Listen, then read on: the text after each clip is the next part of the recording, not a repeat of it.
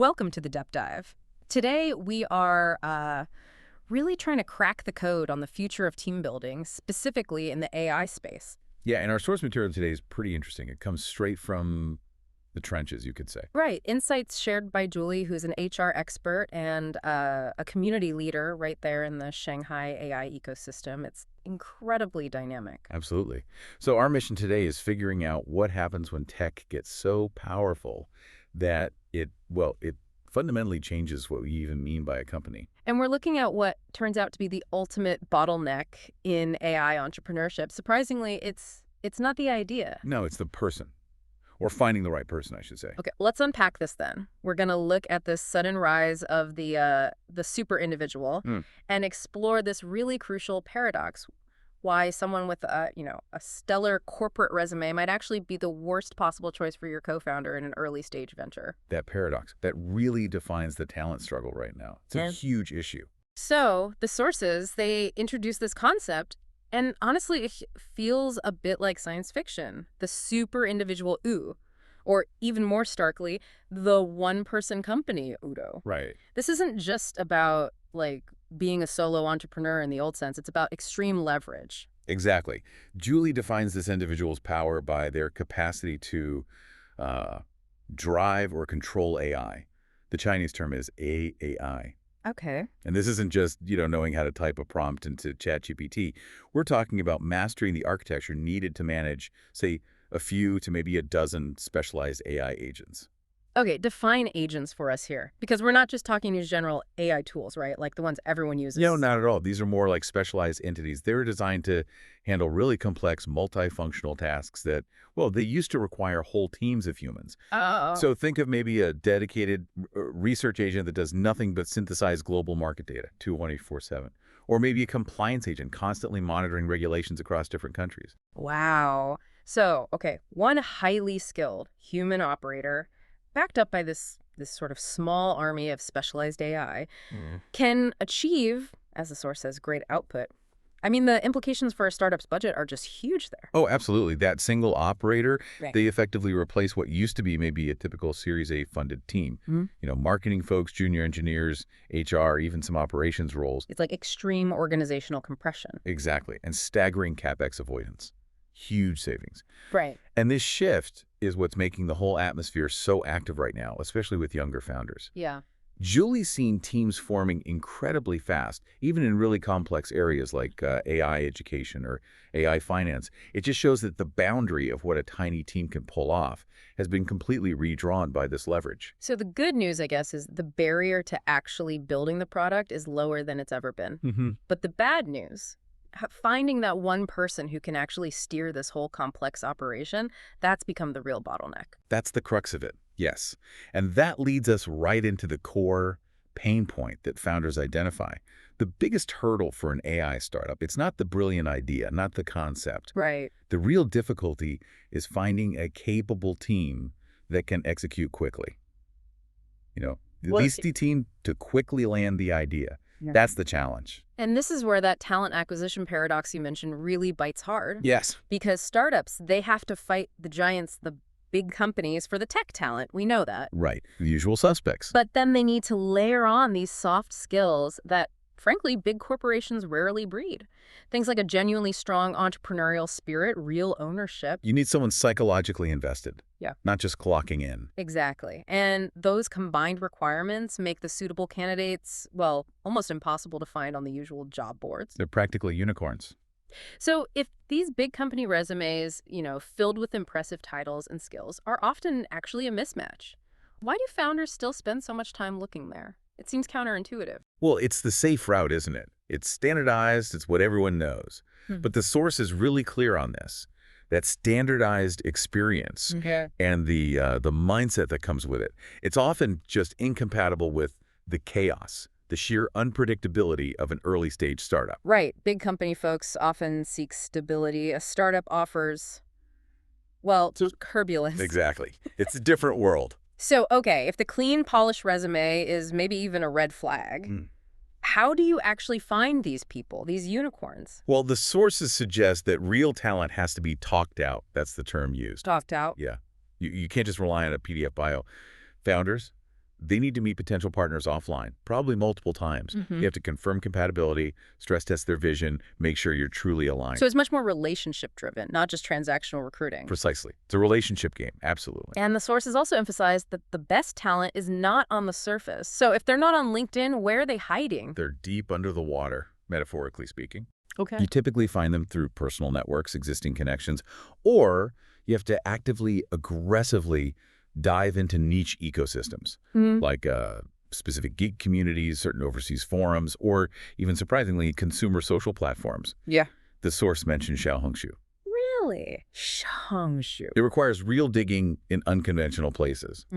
Because the best people, they're usually already happily engaged somewhere else. They're not actively looking for a job. You have to find them. Okay, so if we're discounting that sort of standard corporate pedigree, what is the preferred profile? What's the actual entrepreneurial DNA that these startups need? It's what Julie calls possessing wild power. Wild power. I like that. Yeah, it implies that raw aspirational drive, that deep desire to actually build something, that's prioritized way above corporate polish. You're looking for someone who just has this innate energy to create things, even if their CV isn't, glorious or pretty, as the source puts it.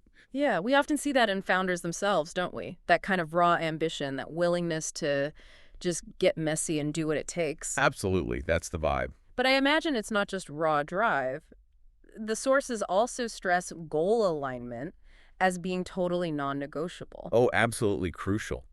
A fundamental problem pops up when someone sees the startup purely as a stepping stone, done. Ah, okay. Or maybe they're just primarily focused on, maximizing their early financial gain, cashing out equity quickly. If their personal goal doesn't genuinely align with the team's core mission, well, they're basically a ticking time bomb within the team. Yeah, that makes sense. True suitability, it requires this deep-seated recognition and passion for the team's ability to actually win the long game. Yeah. They have to believe in the mission, not just the payout. Okay, so we need passion, ownership, that wild power. The sources seem to wrap this up by saying the absolute scarcest resource right now is the comprehensive individual, the person whose capabilities and skills are truly maxed out. But that all-rounder type, yes, Yeah. that's the golden goose. Right. They exist, but they are incredibly hard to find, mostly because they're already highly leveraged and extremely efficient wherever they are. They're not sitting around waiting. And that scarcity, it feels like it's only magnified by the AI era itself. The sources suggest we're seeing this dramatic polarization of capability happening. That's right. AI really acts as a force multiplier here. So talented individuals, they become exponentially stronger because AI just extends their reach, their capabilities. But on the flip side, those who are maybe resistant to change or perhaps just have weaker learning skills, they risk being quickly marginalized, possibly even eliminated from relevance. Wow. The gap between the highly competent and the sort of average performer is widening really, really rapidly. Which implies we need a totally different professional skill set now. This multifaceted approach, or what the source calls /skills go. What's the most high leverage / combination Julie is seeing in successful teams? Yeah, the /skill idea is key. It means moving away from those single track specialists. The highest leverage seems to come from combinations that bridge technical ability with, market reality. Okay, like what specifically? Think someone who's strong in technology and product development, or maybe a product manager who can also genuinely handle complex operations and manage user feedback loops effectively. Got it. This kind of cross-functional capability, it's just vital for maximizing organizational efficiency. Getting higher output per person, cool yak. Now, before we dive deeper into those core skills, Julie offered some very pragmatic career advice, which I appreciated. She doesn't encourage just blindly jumping into entrepreneurship. No, she's quite cautious there. She characterizes the path as being full of thorns everywhere. Yeah, which sounds about right for startups. Her recommendation is really to temper your enthusiasm with a dose of reality. If someone is hesitant or, unsure about their path, her advice is seek employment first. Go gain experience, build up some resources, expand your network. Makes sense. Because entrepreneurship, it requires really firm resolve, total clarity. The challenge is, frankly, existential most of the time. Yeah, thorns everywhere. Sounds accurate. Yeah. Okay, so Given all this focus on tech skills and AI leverage, I was actually a bit surprised that Julie highlighted two really fundamental abilities for this AI era, things that go back to basics, almost relevant for parents and educators too. Yes, those were quite striking. What were those core abilities? Okay, first and foremost, sustained learning ability and mindset. We just have to accept that our current knowledge base, it might be entirely rewritten every, 18 months? Maybe faster now. Wow, it's relentless. It is. So you can't just be curious. You have to be committed to continually relearning your job, your field. This means actively protecting and cultivating genuine, continuous curiosity about new things about the world. The advice was explicit. Don't let anything stifle curiosity early on. Protect that curiosity, okay. And the second ability, it connects right back to our opening idea about leverage, doesn't it? It does. Driving AI. Moving beyond just simple tool usage. Everyone can do that now. It's about mastering the technical and the operational capability to manage those multiple specialized AI agents we talked about earlier. Right. The agent orchestra. Exactly. It's about orchestration, essentially becoming the conductor of an AI orchestra to handle really complex, multifunctional tasks efficiently. Finally, there was one more skill mentioned. A non-technical one, but maybe just as critical in this age of, well, information explosion. Maintaining focus, attention. Yes, exactly. This is almost like a necessary defense mechanism now, with the sheer volume of data, the noise, the constant updates and iterations. It's overwhelming. Totally. Individuals must learn how to filter out the ineffective, the useless information, and just concentrate laser-like on the essential tasks. If you can't focus, all the AI agents and all the curiosity in the world won't save you from just drowning in noise. Focus becomes a superpower. Pretty much, yeah. Hashtag, tag, outro. So we've kind of navigated this redefined landscape of AI entrepreneurship today. From that extreme efficiency of the one-person company powered by orchestrated AI agents to the stark reality that finding the right co-founder means looking past that safe, shiny resume.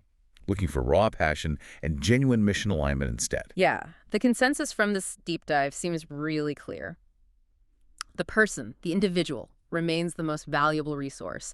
Success now really hinges on cultivating a very specific type of person. Right. Multi-talented, intensely curious, knows how to truly drive AI, not just use it, possesses those critical/skills we discussed. And can defend their attention span. And defend their attention span, absolutely. So what does this all mean for you, listening?